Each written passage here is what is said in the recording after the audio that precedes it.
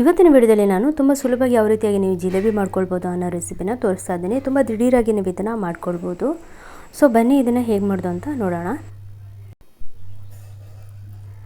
ಇಲ್ಲಿ ನಾನು ಅರ್ಧ ಕಪ್ ಉದ್ದಿನಬೇಳೆನ ನೆನೆಸಿ ಚೆನ್ನಾಗಿ ನುಣ್ಣಗೆ ರುಬ್ಕೊಂಡಿದ್ದೀನಿ.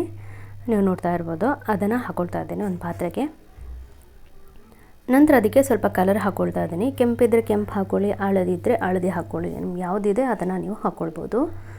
ನೀವು ಕೆಂಪು ಜಿಲೇಬಿನೂ ನೋಡಿರ್ಬೋದು, ಹಳದಿ ಕಲರ್ ಬರುತ್ತಲ್ಲ ಆ ಜಿಲೇಬಿ ಕೂಡ ನೀವು ನೋಡಿರ್ಬೋದು. ನೀವು ಎರಡು ಕಲರಲ್ಲಿ ಯಾವುದಾದ್ರೂ ಒಂದು ಹಾಕ್ಕೊಳ್ಬೋದು. ನಂತರ ಅರ್ಧ ಕಪ್ನಷ್ಟು ಕಾರ್ನ್ಫ್ಲೋರ್ನ ಹಾಕ್ಕೊಳ್ತಾ ಇದ್ದೀನಿ.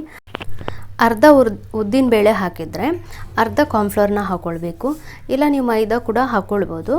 ಈಗ ಅದನ್ನು ಸ್ವಲ್ಪನೇ ಪುಡಿನ ಅಂದರೆ ಕಾರ್ನ್ಫ್ಲೋರ್ನ ಹಾಕ್ಕೊಂಡು ಚೆನ್ನಾಗಿ ಮಿಕ್ಸ್ ಮಾಡ್ಕೊಂಡಿದ್ದೀನಿ. ಒಮ್ಮೆನೇ ಹಾಕ್ಲಿಕ್ಕೆ ಹೋಗಬೇಡಿ, ಗಂಟಾಗಿಬಿಡುತ್ತೆ. ಅದಕ್ಕೆ ಸ್ವಲ್ಪನೇ ಹಾಕ್ಕೊಂಡು ಚೆನ್ನಾಗಿ ಮಿಕ್ಸ್ ಮಾಡ್ಕೊಳ್ಳಿ ಅದನ್ನು.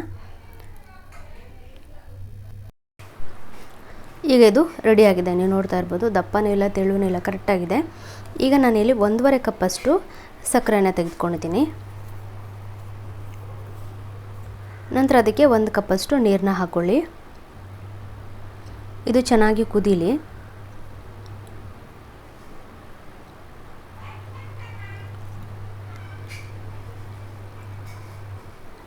ಇದು ಇವಾಗ ಚೆನ್ನಾಗಿ ಕುದೀತಾ ಇದೆ.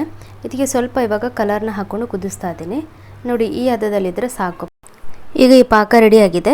ನಾನು ಇವಾಗ ಜಾಂಗೀರ್ ಮಾಡೋದಕ್ಕೆ ಯಾವುದಾದ್ರೂ ಹಾಲಿಂದು ತೊಟ್ಟೆ ಅಥವಾ ಮೊಸರದು ಇದ್ದರೆ ಅದನ್ನು ಚೆನ್ನಾಗಿ ತೊಳೆದು ಒಂದು ಸೈಡ್ ಕಟ್ ಮಾಡಿ ಹಾಕ್ಕೊಳ್ಬೋದು. ನಾನಿಲ್ಲಿ ಐಸ್ ಕ್ರೀಮ್ ಎಲ್ಲ ಹಾಕುವಂಥ ಕವರ್ ಇರುತ್ತಲ್ಲ ಅದಕ್ಕೆ ಹಾಕ್ಕೊಳ್ತಾ ಇದ್ದೀನಿ. ಆ ಬ್ಯಾಟರ್ನೆಲ್ಲ ಅದಕ್ಕೆ ಹಾಕ್ಕೊಳ್ಳಿ. ಎಷ್ಟು ಸಾಧ್ಯನೋ ಅಷ್ಟೇ ಹಾಕ್ಕೊಳ್ಳಿ, ತುಂಬ ಹಾಕ್ಲಿಕ್ಕೆ ಹೋಗಬೇಡಿ. ಒಂದು ಅರ್ಧದಷ್ಟು ಹಾಕ್ಕೊಂಡ್ರೆ ಸಾಕು. ಅದ ನಂತರ ನೀವು ಫಸ್ಟಿಗೆ ಡಿಸೈನ್ ಒಂದು ಸಾರಿ ಜಿಲೇಬಿ ಮಾಡೋದನ್ನು ಒಮ್ಮೆ ಪ್ಲೇಟ್ ಮೇಲೆ ಯಾವುದಾದ್ರ ಮೇಲೆ ಒಂದು ಸಾರಿ ನೀವು ಹಾಕಿದರೆ ನಿಮಗೆ ಎಣ್ಣೆಲಿ ಬಿಡುವಾಗ ಈಸಿ ಆಗುತ್ತೆ. ಪರವಾಗಿಲ್ಲ, ನೀವೇನು ಹೊರಗಡೆನೂ ಕೊಡೋದಿಲ್ಲ, ಮನೆಯಲ್ಲೇ ಮಾಡೋದಲ್ಲ. ಹಾಗೆ ಸ್ವಲ್ಪ ಆಚೀಚೆ ಆದರೆ ಚಿಂತೆ ಇಲ್ಲ. ಇಲ್ಲ ನೀವು ಇನ್ನೂ ಚೆನ್ನಾಗಿ ಮಾಡ್ತೀನಿ ಅಂದರೆ ಇನ್ನೂ ಚೆನ್ನಾಗಿ ಮಾಡ್ಬೋದು. ಈಗ ಎಣ್ಣೆ ಹಾಕಿ ಚೆನ್ನಾಗಿ ಬಿಸಿ ಆದಮೇಲೆ ನಾನು ಜಿಲೇಬಿನ ಬಿಟ್ಕೊಳ್ತಾ ಇದ್ದೀನಿ. ಎಣ್ಣೆ ತುಂಬ ಬಿಸಿಯಾಗಿರಬಾರ್ದು ಅಥವಾ ತುಂಬ ತಣ್ಣಗಿರಬಾರ್ದು, ಮೀಡಿಯಮಲ್ಲಿ ಇರಬೇಕು.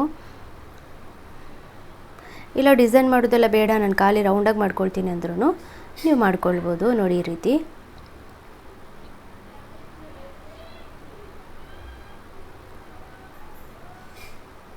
ಈಗ ಇದು ತುಂಬ ಕ್ರಿಸ್ಪಿ ಆಗೋ ತನಕ ಫ್ರೈ ಮಾಡಬೇಕಾಗಿಲ್ಲ. ಜಸ್ಟ್ ಅದರ ಹಸಿ ವಾಸನೆ ಎಲ್ಲ ಹೋಗಿ ಸ್ವಲ್ಪ ಫ್ರೈ ಆದರೆ ಸಾಕು. ಇದು ಬೇಗನೆ ಫ್ರೈ ಆಗಿಬಿಡುತ್ತೆ, ಹಿಟ್ಟಲ್ವಾ, ಹಾಗಾಗಿ. ಈಗ ಇದನ್ನು ಪಾಕಕ್ಕೆ ಹಾಕ್ಕೊಳ್ಳೋಣ. ಪಾಕ ಸ್ವಲ್ಪ ಉಗುರು ಬೆಚ್ಚನೇ ಇರಬೇಕು. ಒಂದು ಸ್ವಲ್ಪ ತಣ್ಣಗಾಗಿದ್ದರೆ ನೀವೇನು ಮಾಡಿ ಸ್ವಲ್ಪ ಬಿಸಿ ಮಾಡಿ. ತಣ್ಣಗಿದ್ದರೆ ಪಾಕ ಇದು ಜಿಲೇಬಿಗೆ ಎಳ್ಕೊಳ್ಳೋದಿಲ್ಲ. ಆಮೇಲೆ ಸಾಧಾರಣ ಸ್ವಲ್ಪ ಹಾಕಿದ ನಂತರ ಅಂದರೆ ಪಾಕಕ್ಕೆ ಸಾಧಾರಣ ಜಿಲೇಬಿ ಹಾಕಿದ ನಂತರ ಅದು ಚೆನ್ನಾಗಿ ಮುಳುಗಿಸಿ ತೆಗಿಬೇಕು.